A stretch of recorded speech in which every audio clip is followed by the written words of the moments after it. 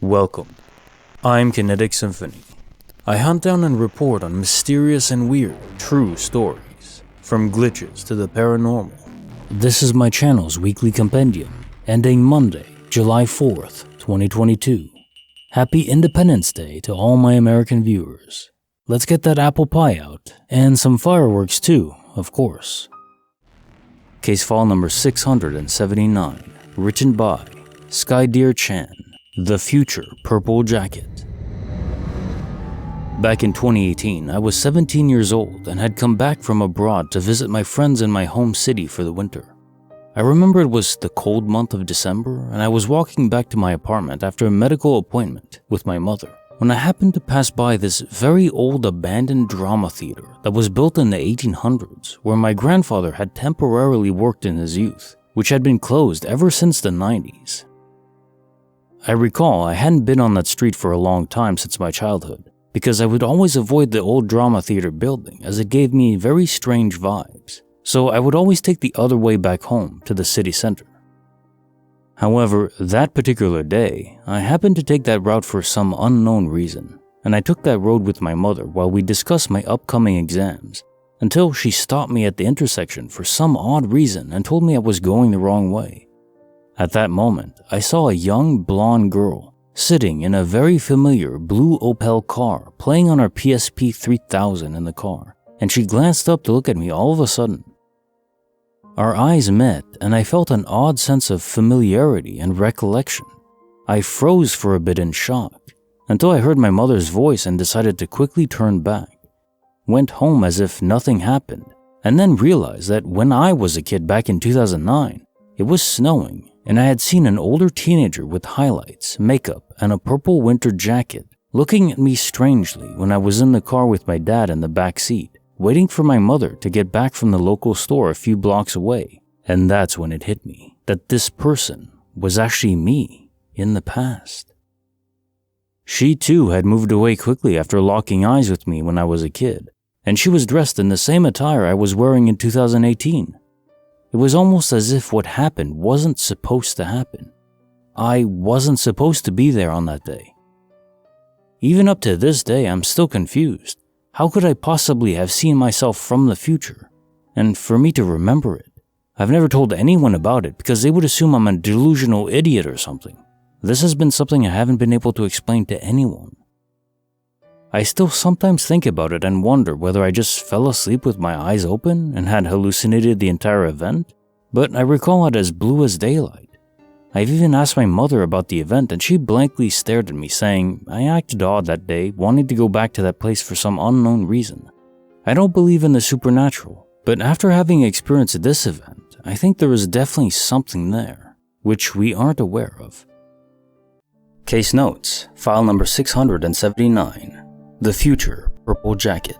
A few quick points here to make. The first is that I don't think you hallucinated. That would have required you to hallucinate in the same way as a child and as an almost adult. I don't think that's very likely. As far as time travel itself goes, I don't think you time traveled exactly. I think you have an ability, an inner temporal ability to perceive a possible future. Now, there's some minor spoilers for Supernatural. If you haven't seen it yet, go watch it. Later on in the show, Death shows Dean every possible version of his death, all written down in books in a giant death library that stretches for nearly infinity, just for his versions of deaths. And I like that portrayal, that even death doesn't know exactly how someone is going to die in any given universe. It depends on their choices and free will. So we have an instance here where your choices will lead to so many different branching paths. And this ties back to multiverse theory and quantum immortality. There's so many avenues and choices we can make, and so much general chaos through physics in the universe that no one, even God or even server developers or even death, can predict exactly what someone is going to do. And I mean, this is important if we do have free will, which I do believe, and I think I have to believe it. If not, what's the point of anything? Or being driven along in some grand fantasy, but it's not really us. But I digress. Getting back to the main point I want to make here is that we have choices, and our choices matter, and they matter more than you might think. And in your case, you were able to see a version of your future, but it's not predetermined. You just saw a version of many incalculable numbers. One thing that's very interesting to ask yourself though, and this is something the Oracle asks Neo when he first sees her. He knocks over the plate of cookies, but before he does, she says, "Don't worry about it." He asks what, and then knocks them over. And then she asks him, after he apologizes, "Here's what's really gonna scratch your head. Would you have knocked over those cookies if she hadn't said anything? Well, in this case, would you have still gone to the same spot if you hadn't seen yourself as a child in that spot?" I think in this case, probably, because it didn't change too much. You didn't even remember it, and you didn't notice it was yourself then, because you were a child. You didn't know what you were going to look like when you were 10 years older. Just the idea that even seeing the future can change it, because you'll change your behaviors that led to that possible future that you saw. Creepy file number 30, written by Obvious Wear, 8848, a life-saving motorcycle. Back when I was still working at a rehab facility as a social worker for girls who were victims of trauma, it was out of town. I would take a jeepney and a bus as well to get to my workplace.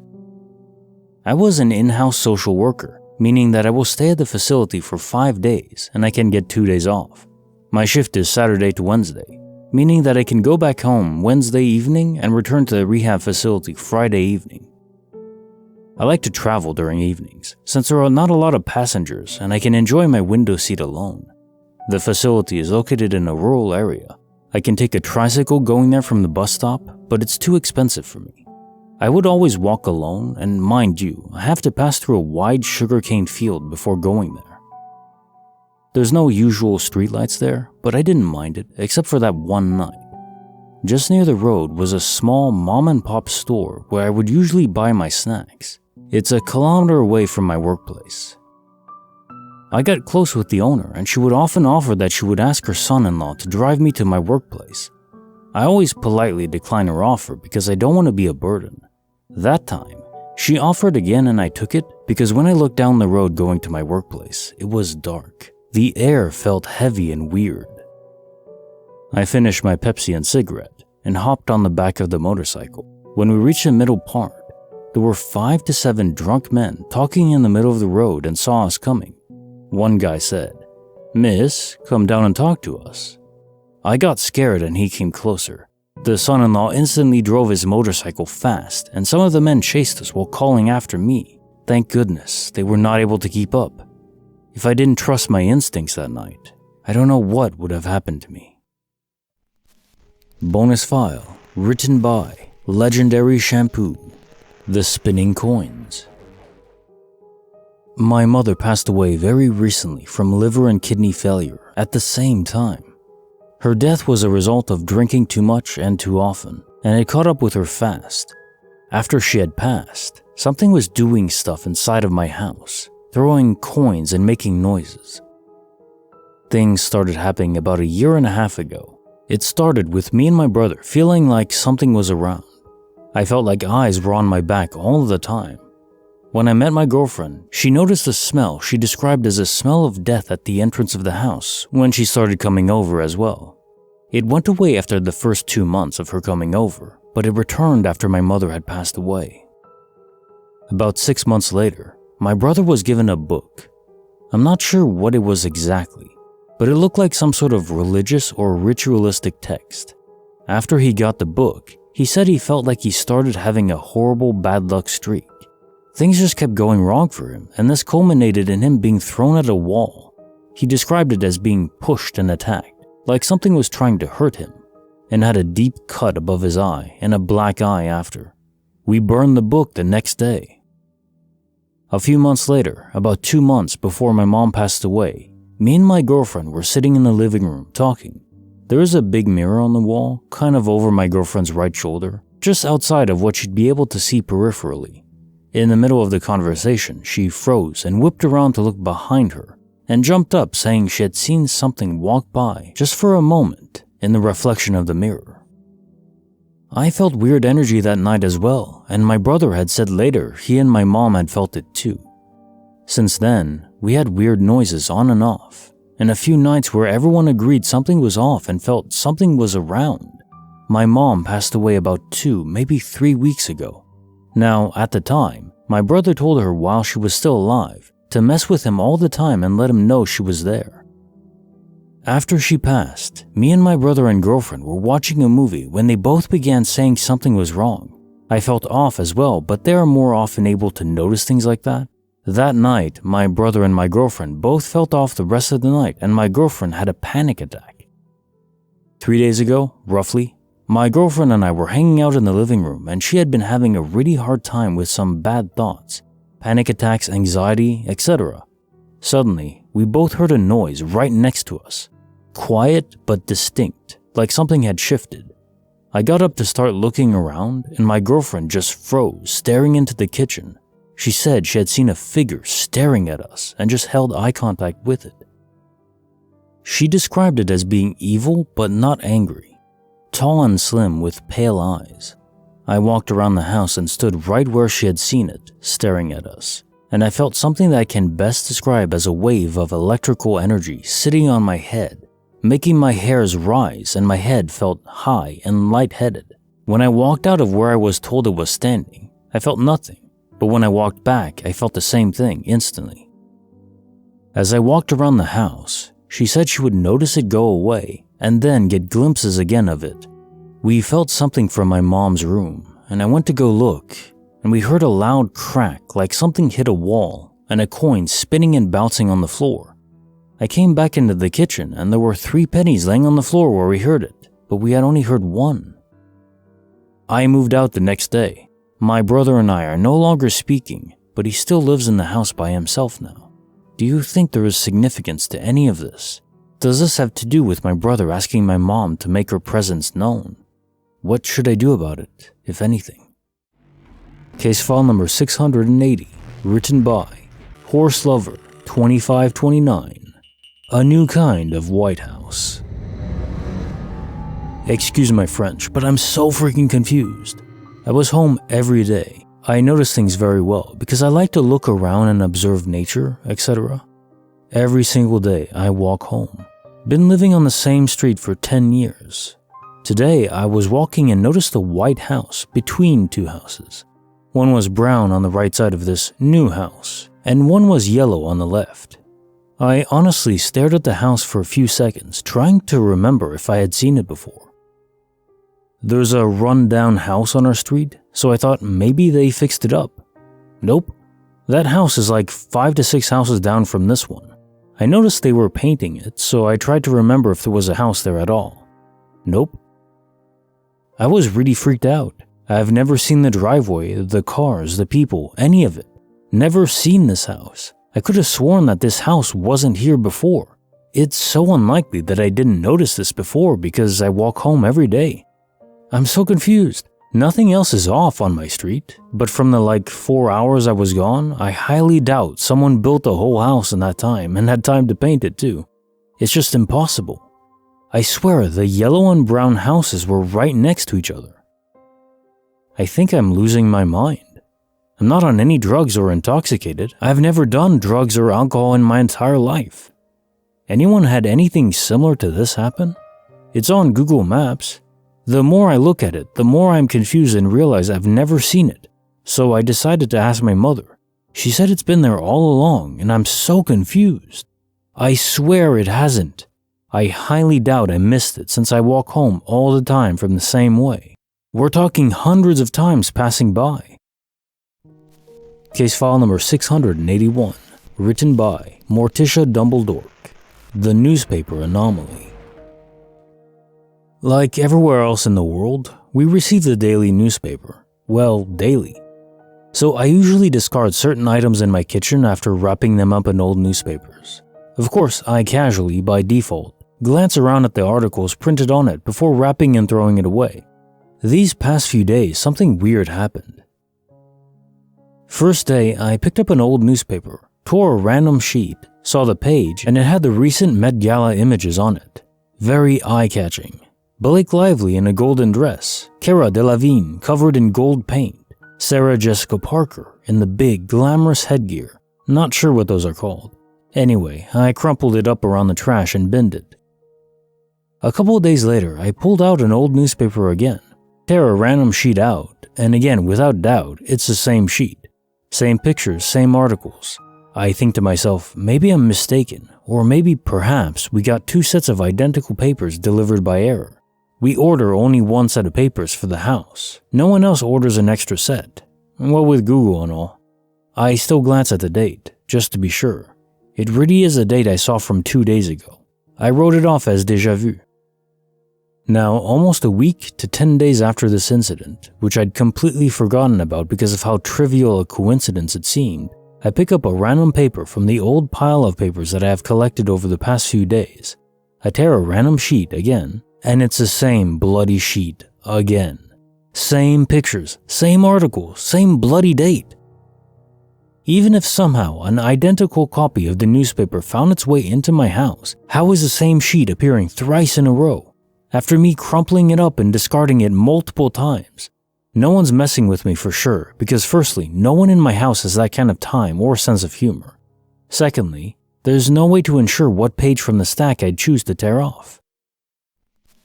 Bonus file, written by Sock Tacos. Talk about cruel and unusual punishment. I was in juvie as a kid pretty often. I ended up doing 4 months out of a 6-month sentence for possession with intent to distribute and probation violation, which was the longest I had gone to juvie. Ghost stories have been shared amongst the kids in there fairly often. The DOs, detention officers, would chime in time to time to tell theirs as well. Some were pretty hard to buy because it's juvenile and there isn't much to do besides tell stories, especially when talking through vents and toilets. One night it was time for lockdown, bedtime. So we all turned in our stuff and headed in our cells. This time of night, someone is usually talking to you through a vent, so we'd stay up a little bit after lockdown unless you were tired. Sometimes we'd mess around and even holler out the cell door saying insults to one another or egging on the DOs to come into the pod just to annoy them. This night we thought someone was messing around. We hear what sounds like wailing, like someone pretending to be in pain, echoing through a cell door. And so a lot of the kids were yelling for them to shut the hell up and banging on the cell doors to get them to stop. A lot of threats were thrown out towards whoever was making the noise. Then the wailing sounded like someone was actually in pain. Guttural moaning and groaning, sounds you would hear from someone dying. Absolutely terrifying to hear. I started to get chills down my back because it sounded unreal. Finally, the DO came in and turned on all the lights and started calling out for whoever it was, seeing as someone sounded like they needed medical assistance. Then opened all of our doors and told us to step out so they could figure out who needs help.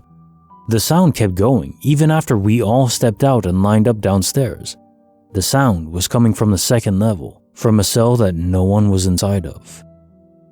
2 DOs went up and opened the door, and the wailing kept going. The DOs radioed it in, saying there's nobody in the cell, and they were openly talking about how creeped out they were.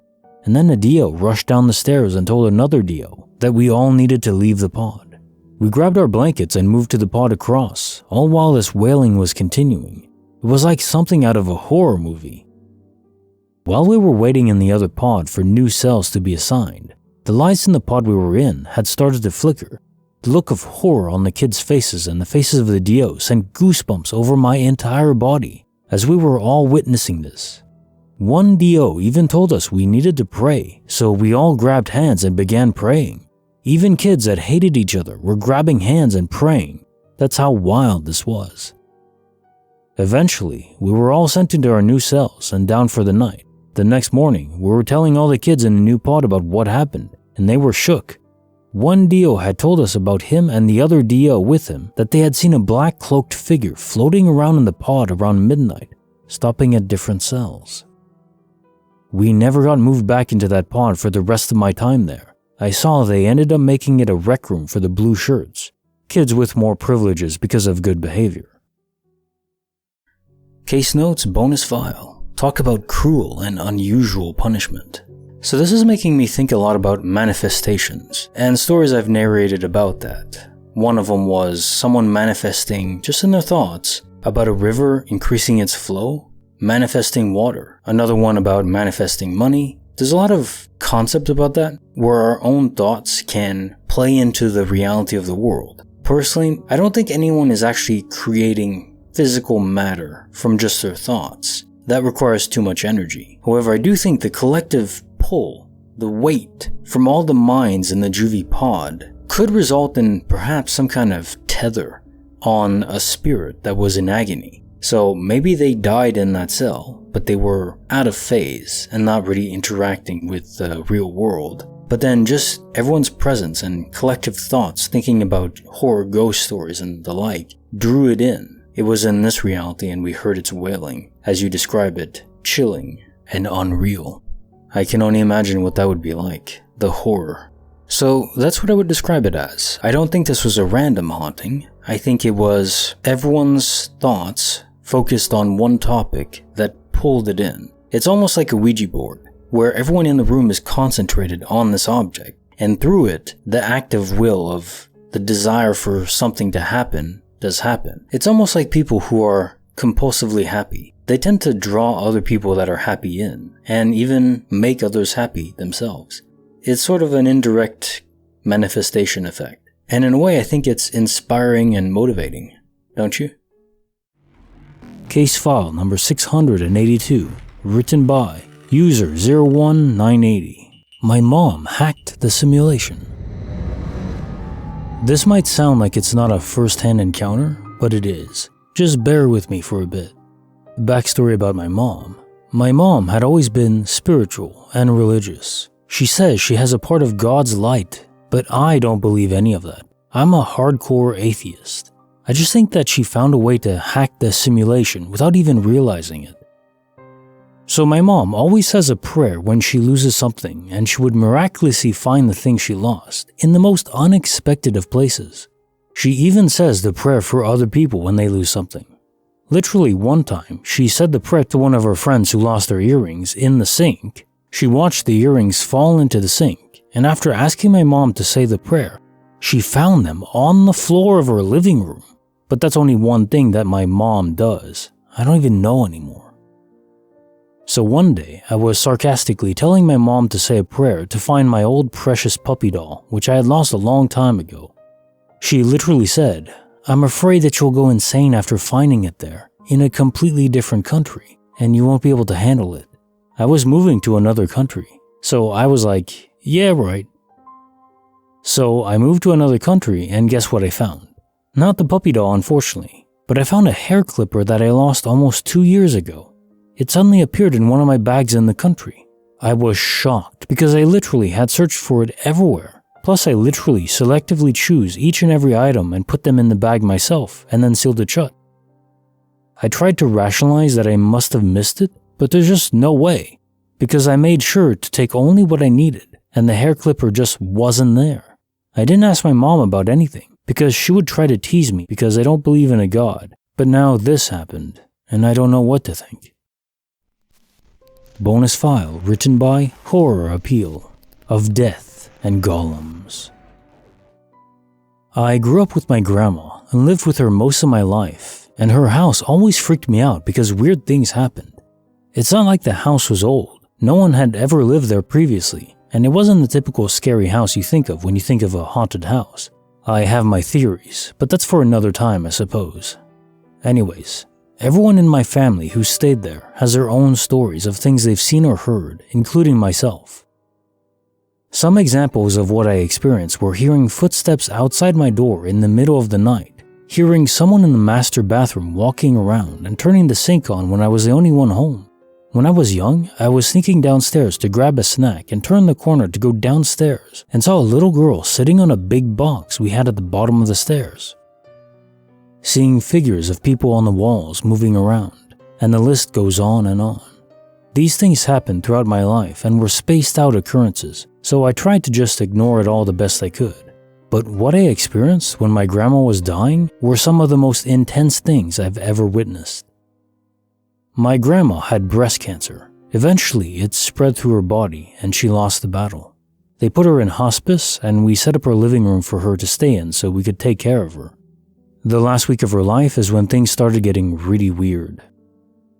I would be sitting on the couch next to her bed and see people in the corner of my eye walking past the doorway in the hallway when even it was just me and her in the house.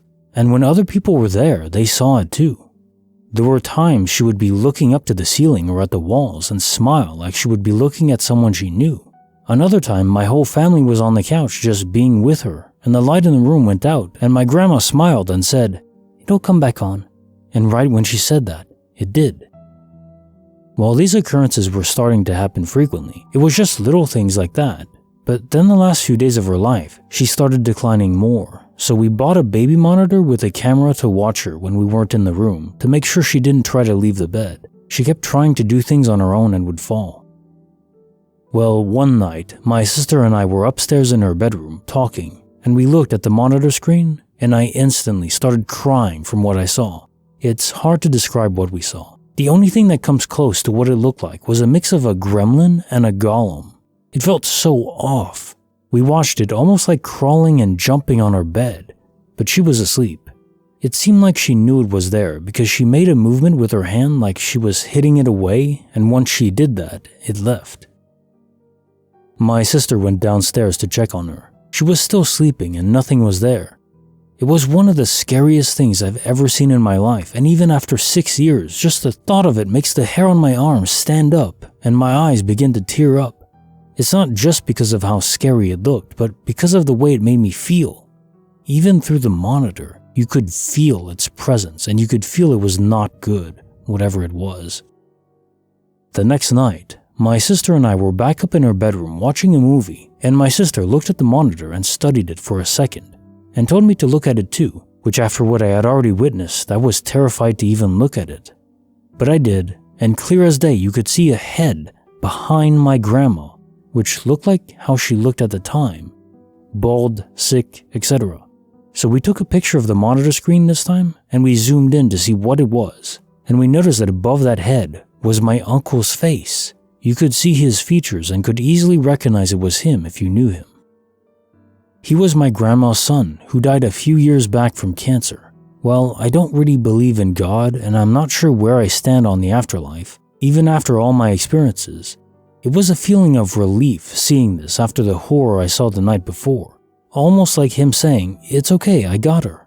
I have no idea what the head was behind her. My sister thinks it could be her starting to leave her body. It did look like it was her just watching her body laying there. A couple days later, she passed away. For the next month, we stayed there to pack up her house and sell it, and while there were some weird occurrences from time to time, that was pretty normal for the house, and it seemed like all the insane activity that occurred while she was dying had left with her. But I will never forget the things I saw in that house during the time, and even as I'm writing all this out, I have goosebumps. I do have the picture we took of the monitor. It's a pretty unsettling photo and shows my grandma too, so I'm not sure if I should post it.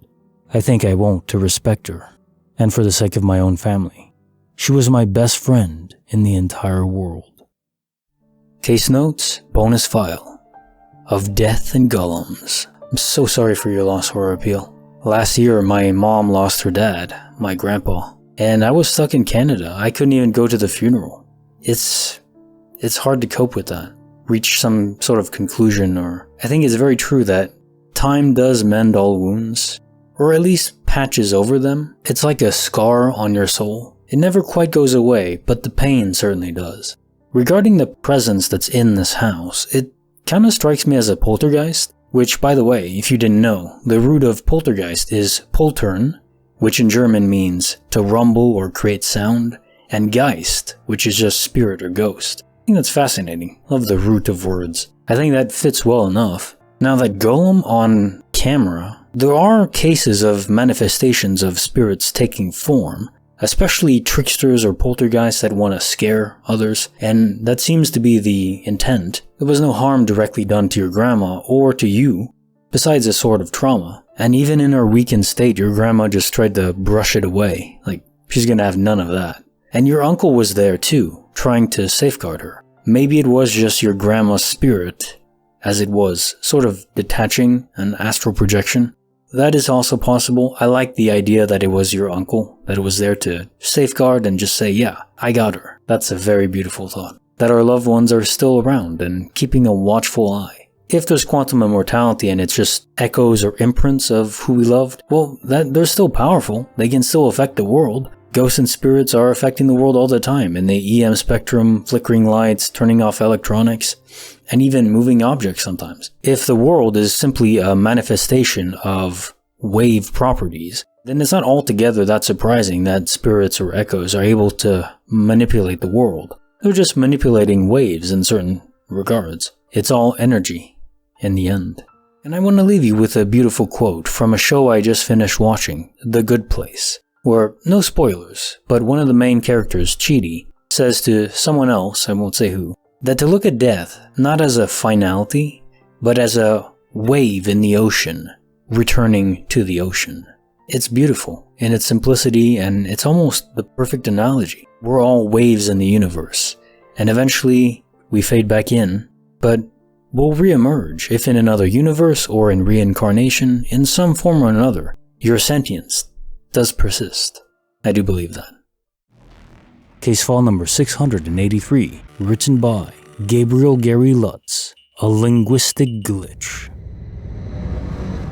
Okay, so for about a month, I've been playing this Wordle-inspired game called Lingual, where you're given a non-English word and you have to guess what language it is. A few days ago, I showed this game to a friend of mine, and after like 3 days of us both getting it right in one try, he texted me saying, "Bro, this game is so easy."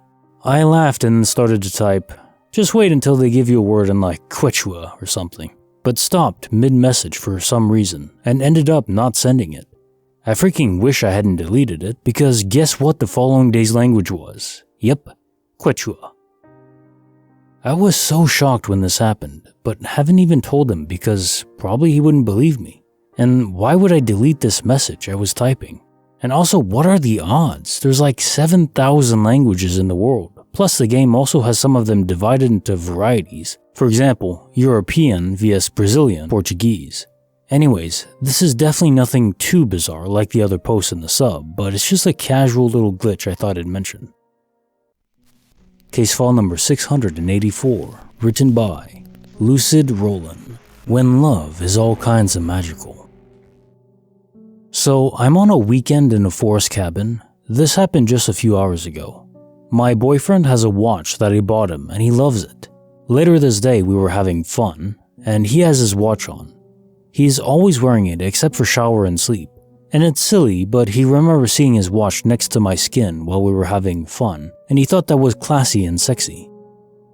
So we are finished. I keep looking at him. My eyes are always on him. And he gets up. I see his wrist and the watch is not there. It was on a chair next to the couch, a chair he could not have access during our fun time because I was sitting on him. And I never saw him taking it off. My eyes were always on him. I would have seen it. And he has absolutely no memories of taking it off. He's absolutely sure he had the watch on. The watch is laying on the side, and it is weird because he really cares for this watch and never puts it down on the side. Always flat.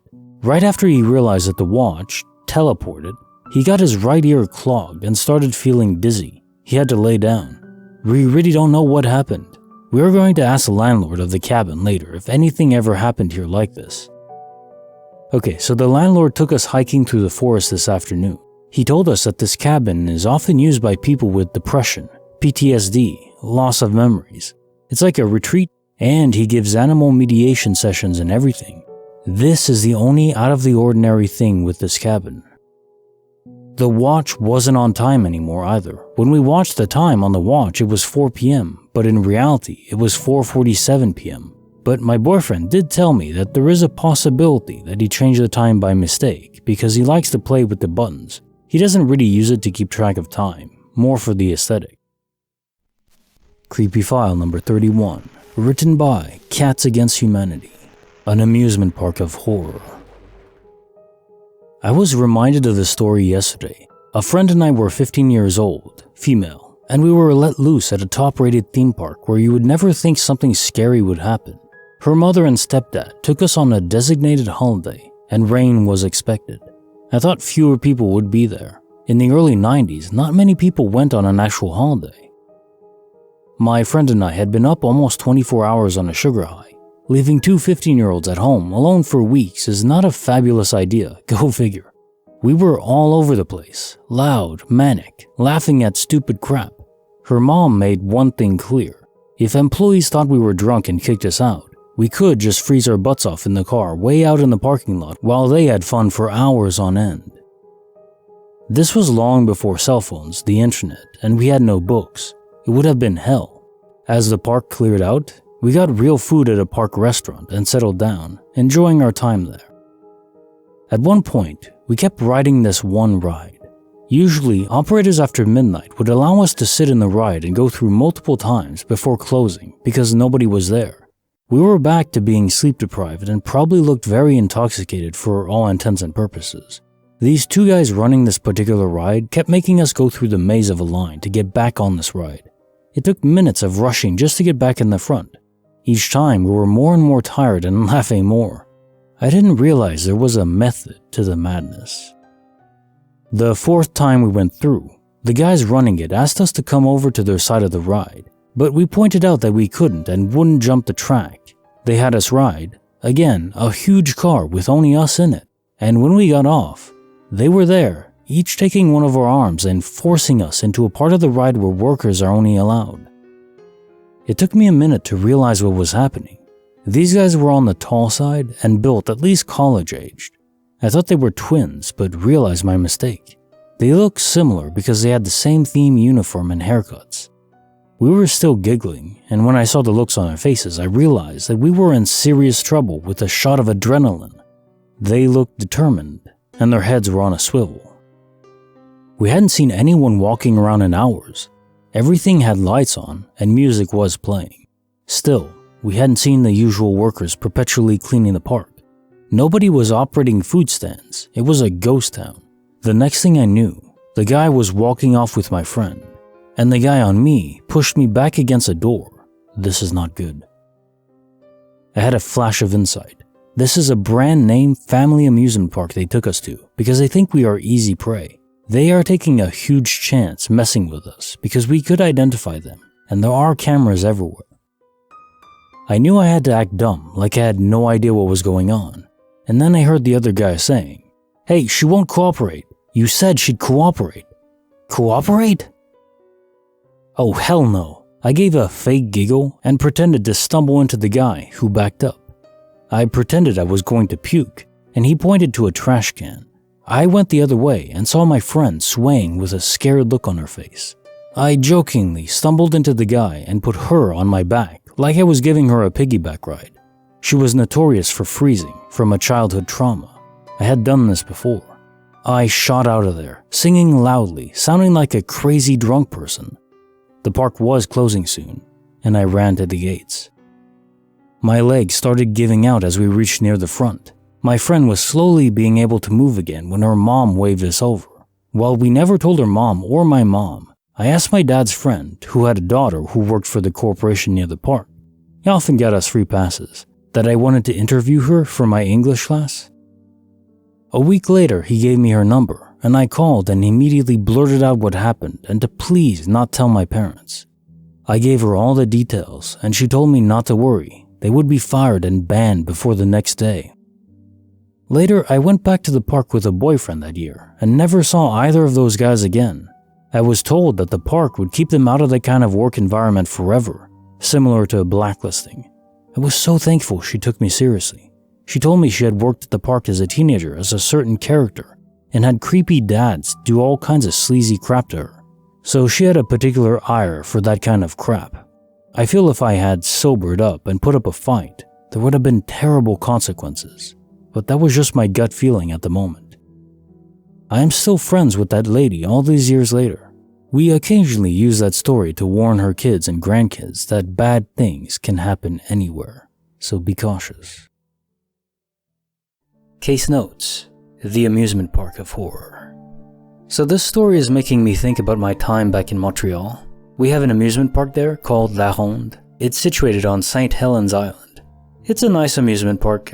There's many rides, not the largest roller coasters, but they're pretty good. There's one that's made purely of wood. Well treated, I guess, because it's still standing. I remember when I was like 12. There's always a smaller guy, small kid.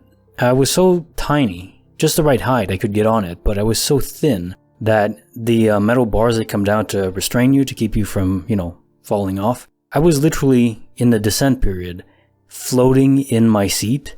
My mom was next to me and just looking around like, what is going on? Why is he floating in the seat? There was just too much room between the bar and my seat. It's so thin. I think my favorite ride there is Le Bateau Pirate. It's a giant boat that swings back and forth, like that, kind of like a pendulum. I would always sit in the back of it, so I get the maximum effect. You swing down and up like that. It was very fun. So anyways, to get to the island, you have to travel. Well, you can take a car, but if you just want to go there without a car, you have to take the metro, which is our subway system. It runs under the river, where this is an island situated between Montreal and Longueuil. And you take the metro to get there. You don't come out right at the amusement park. You have to take the bus. There's a small bus that just ferries you to the La Ronde. When the park closes, 8 p.m., 9 p.m., 10 p.m., depending on the day, then you take the bus back to the metro, and then the metro back to the city or to Longueuil. And I just mentioned this because I saw so many instances of guys and even one girl that just had no inclination to understand social boundaries, and they were probably all drunk. It's just confusing to me. I don't really understand alcohol. If this is how it makes people behave, why do they do it? I know it's supposed to be a social lubricant, but if you're going to behave that way, let's just say I feel comfortable enough without it, and I wouldn't want to be in a position where I couldn't have fun without losing my ability to control myself, if that makes sense. The nightlife, where you have alcohol everywhere, I guess it brings out who they really are and amplifies it. There's no filter, there's no internal barrier to prevent them from doing things that they know are probably not quite right, and they just do it anyways. It was very clever of you, though, to figure out a way to get out of the situation without actually physically fighting, because that could end up poorly. Good on you. Very clever.